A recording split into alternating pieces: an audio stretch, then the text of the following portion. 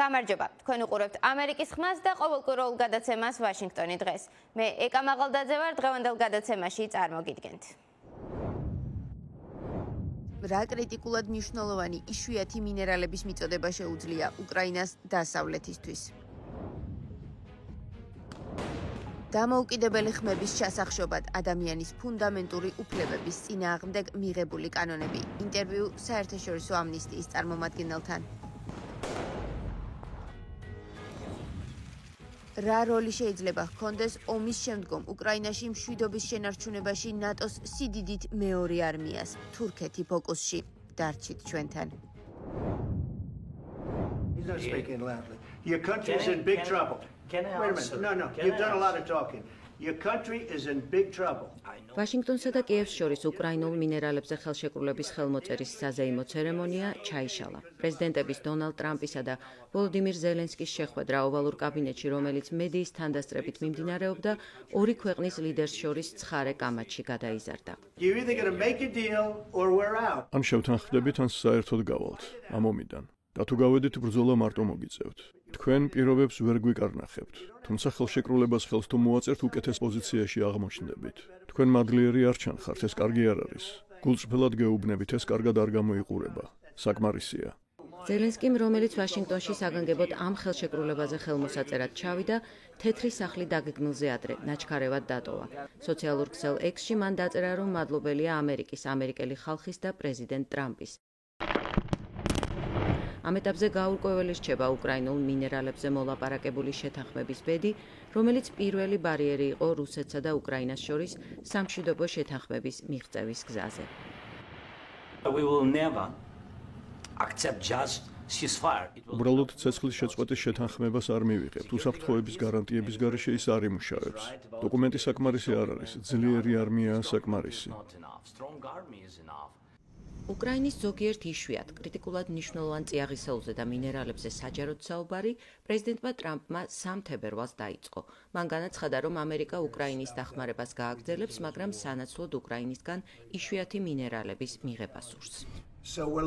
განვიხილავთ უკრაინასთან შეთანხმებას, რომლითაც ჩვენგან მიცემულს ისინი იშვიათი მინერალებით და სხვა რამეებით დააზღვევენ.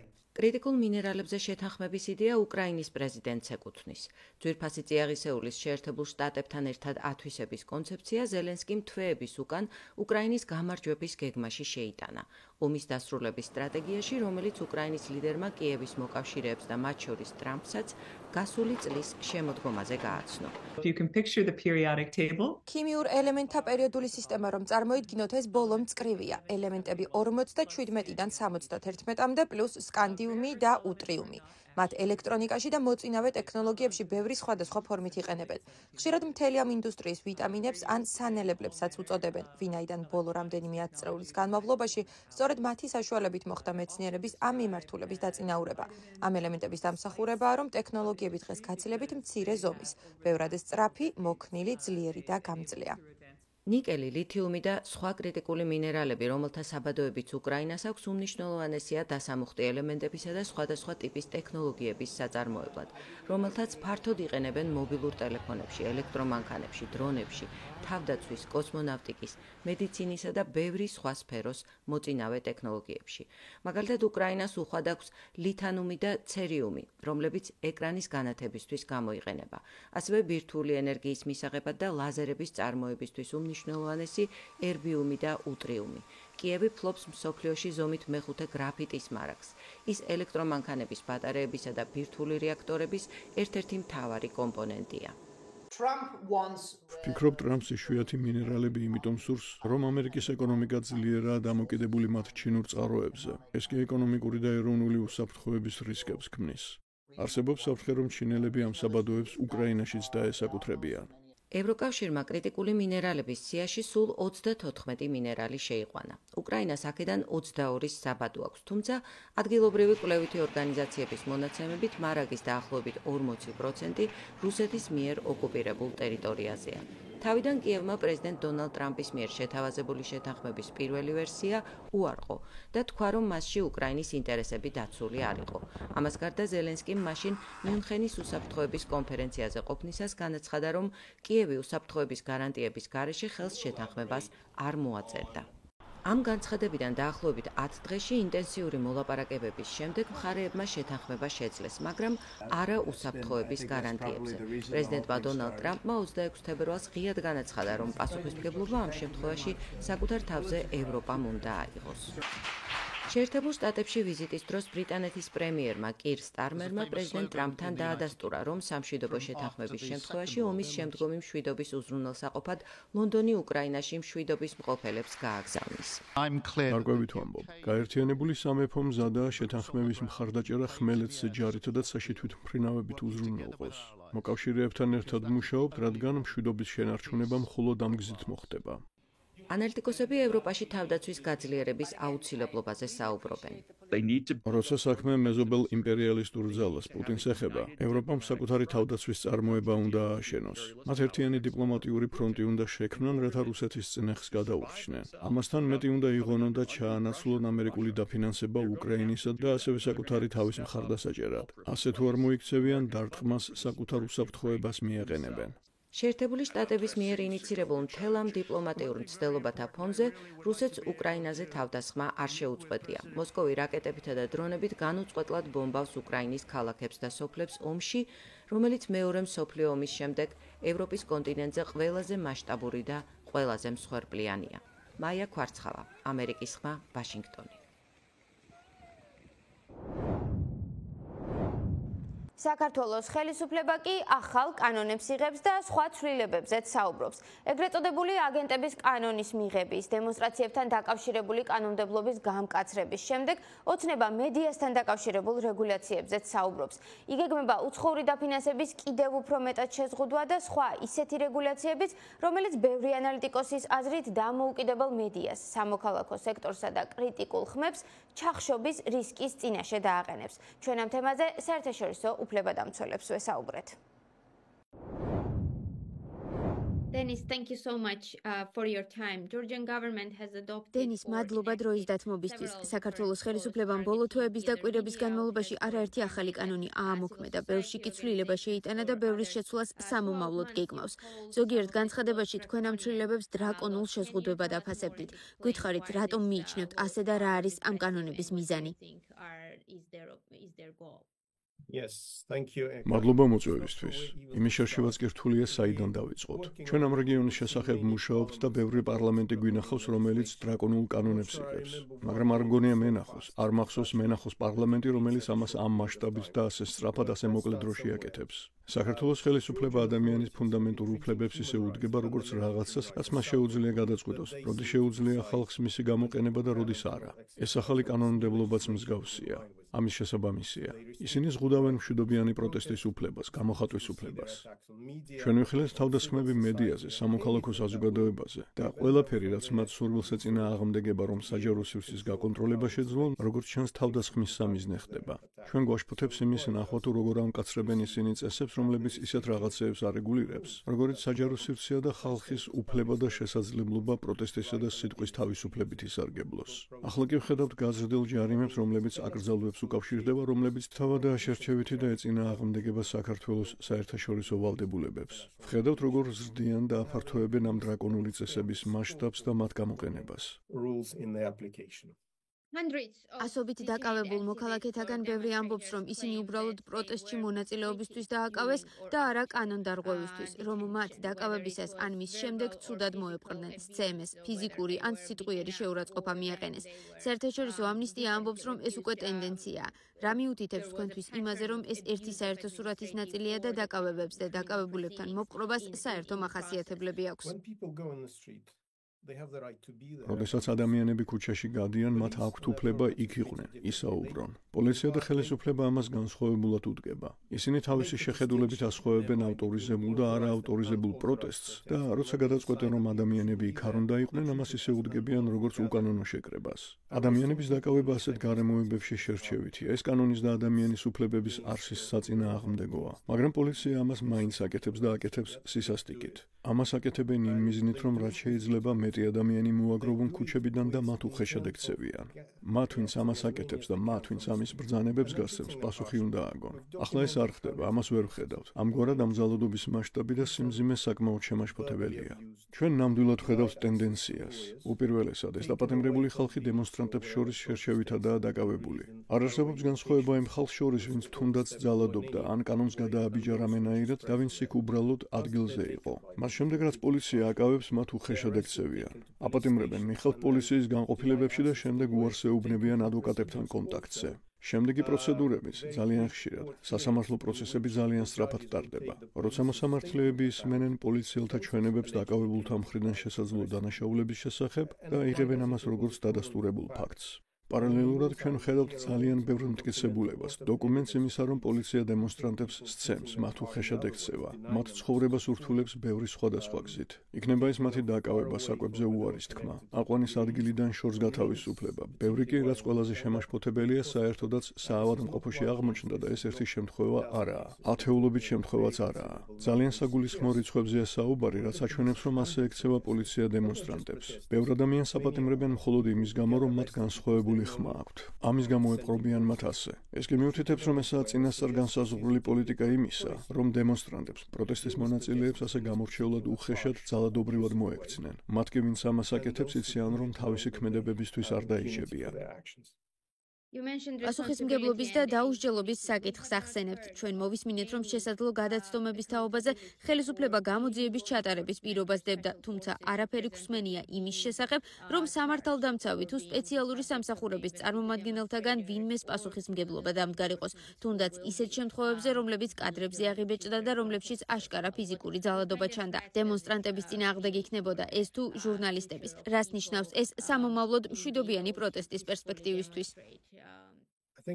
თუ ეს ერთი სიტყვით უნდა შემეფასებინა, ეს სიტყვა უკანონობა იქნებოდა. ეს გამოხატავს იმას, როგორ უდგება პოლიცია სიტუაციას. ყველა მტკიცებულება მიუთითებს, რომ ხელისუფლება ახალისებს პოლიციას, რომ ასე მოიქცეს. მათ ვინც ქუჩებში ძალადობას ჩადიან, ფორმიანები იქნებიან ეს თუ როგორც უფრო და უფრო ხშირად ვხედავთ უფორმა მამაკაცები, რომლებიც მშვიდობიან თავყრილობებს ესხმიან თავს. იციან, რომ მათ ამის გაკეთება სრული დაუსჯელობით შეუძლიათ. ყოველ შემთხვევაში ასე ფიქრობენ, რომ სამართალი არასდროს აღსრულდება მათთვის, რომ ისინი არ აგებენ პასუხს იმაზე, რაც გააკეთეს. ჩვენ უზრუნველყოფთ იმას, რომ ეს დანაშაულები არ მიეცეს დავიწყებას და ადამიანებმა, რომლებიც ამ დანაშაულებს ჩადიან, მათზე პასუხი აგონ. მაგრამ ახლა სამწუხაროდ ეს მართალია, ამ ძალადობის გამოძიება ხელისუფლებას აკისრია. ისინი თავად ჩადიან ამ დანაშაულს, ასე რომ ახლა სამართლიანობის იმედი მცირეა. მაგრამ ისტორია აქ არ მთავრდება. ჩვენ ვხედავთ მათ, ვინც მშვიდობიან დემონსტრანტებს უპირისპირდება და ერთ დღესაც მათ მოუწევთ იმაზე პასუხისმგება, რასაც აკეთებენ. პოლიტიკური განხილვების საგნად ვაშინგტონში კვლავ რჩება ამერიკა-მექსიკის საზღვარი. დონალდ ტრამპის ადმინისტრაცია საზღვრის მეორე მხრიდან სინთეტურ ნარკოტიკ ფენტანილის შემოდინების შესაზღუდად მექსიკის დახმარებას ითხოვს. გასულ წელს არიზონის შტატის სასაზღვრო პუნქტზე უკანონო ნარკოტიკის აღმოსაჩენად მაღალტექნოლოგიური სკანერები დაამონტაჟეს. ამერიკის ხმის გადამღები ჯგუფი ექსკლუზიურად დაუშვეს კონტროლის იმ პუნქტებში, სადაც ავტომობილებსა და ტვირთს კონკრეტულად ნარკოტიკული საშუალებების აღმოსაჩენად ახალი სკანერებით ამოწმებენ. I was right here. I was facing this direction. And I remember hearing your voice come up behind me. დონი მაკკილოპის ცოლმა ის აქ არიზონას ტაქსონის ავტობუსის გაჩერებაზე იპოვა. ორივეს სუნთქვა შეეკრა. I thought you were going to yell at me. ვიფიქრე დამიყვირებდი. მაკკილოპი ფენტალინს დაუბრუნდა. ის 6 თვის განმავლობაში დაკარგული იყო. ფენტანილზე გადავედი, რადგან ჰეროინის შოვნა ვერ შევძელი და მისი შოვნა ადვილი იყო. ფენტალინი იაფი და ძლიერ მოქმედია, მაგრამ ხანმოკლე ეიფორიას იწვევს. მომხმარებელი მუდმივად მეტის ყიდვის ძიებაშია. მაკკილოპი ტაბლეტში დაახლოებით $1 იხდიდა და დღეში 20 ტაბლეტს იღებდა. სავარაუდოა, რომ მაკკილოპის ტაბლეტების კონტრაბანდით შემოტანა აქ, ნოგალეს მარიპოზას გამშვებ პუნქტზე ხდებოდა. ეს მის სახლთან ყველაზე ახლოს მდებარე ამერიკა-მექსიკის სასაზღვრო გამშვები პუნქტია.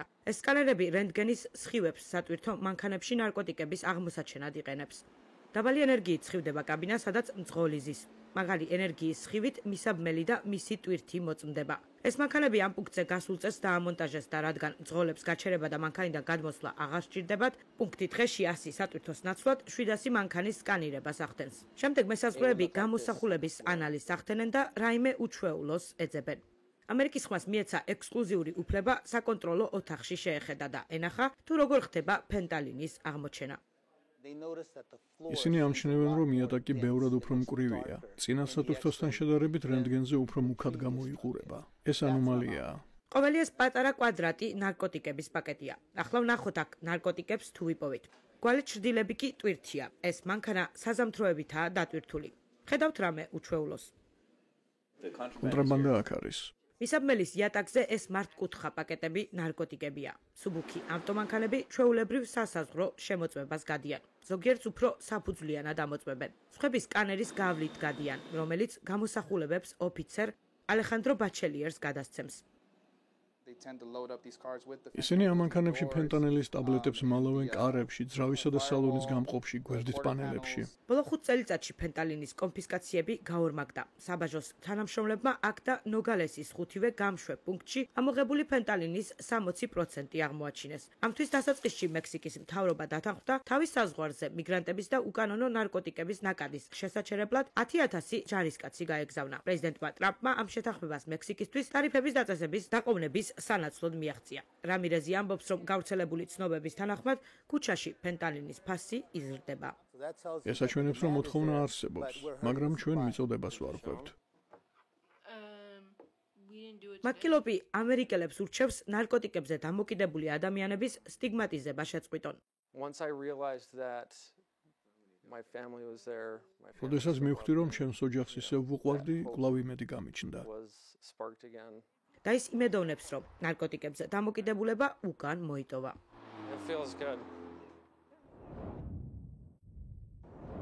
მაშინ, როდესაც დონალდ ტრამპი მეორე საპრეზიდენტო ვადისას ევროპას კვლავ თავდაცვაზე გაწეული დანახარჯების სიმცირის გამო აკრიტიკებს, ევროპელი ლიდერები საკუთარი სამხედრო შესაძლებლობების გაძლიერებაზე საუბრობენ. ამ ვითარებაში გამორჩეული ყურადღების ცენტრში ექცევა თურქეთი, რომელსაც ამერიკის შემდეგ ნატოში ყველაზე დიდი არმია ჰყავს.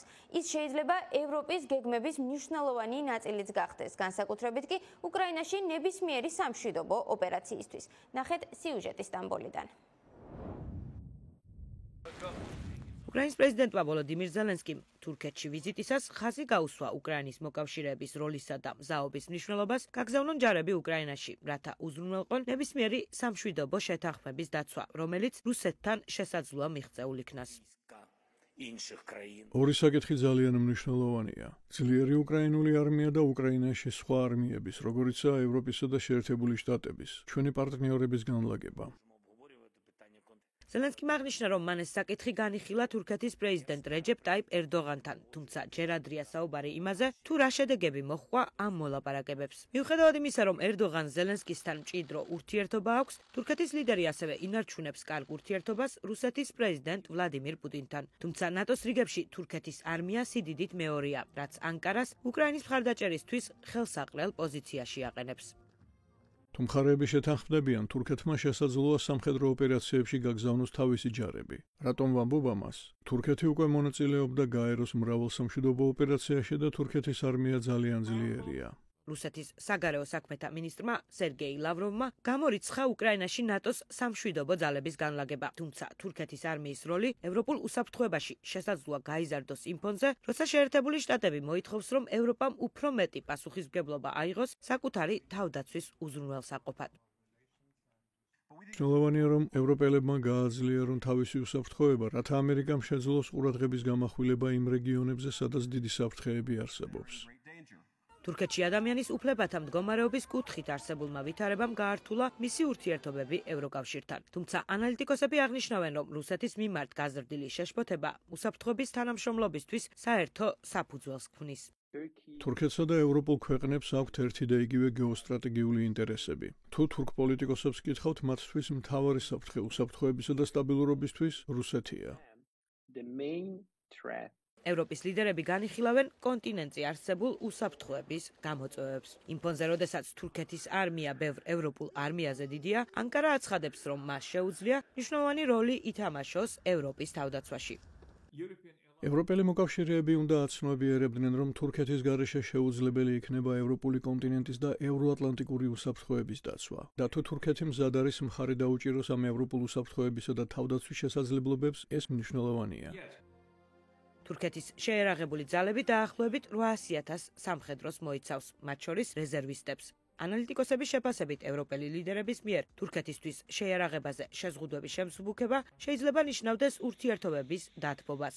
ანკარა ცდილობს თავისი არმიის მოდერნიზებას, რაც მისი თქმით, მთელი ევროპის ინტერესებშია. დღეისათვის სულ ეს იყო. თქვენ უყურებდით ამერიკის ხმის ყოველკვირეულ გადაცემას ვაშინგტონი დღეს. მე ეკა მაღალდაძე ვარ. შემოგვიერთით მომავალ კვირასაც. ამ და სხვა გადაცემების ნახვა კი ნებისმიერ დროს შეგიძლიათ ვებგვერდზე amerikiskhma.com. სიახლეებისთვის თვალისადევნებლად გამოგყევით Facebook-ის, Instagram-ის, X-ისა და YouTube-ის ოფიციალურ გვერდებზე. მომავალ კვირამდე გემშვიდობებით. დროებით.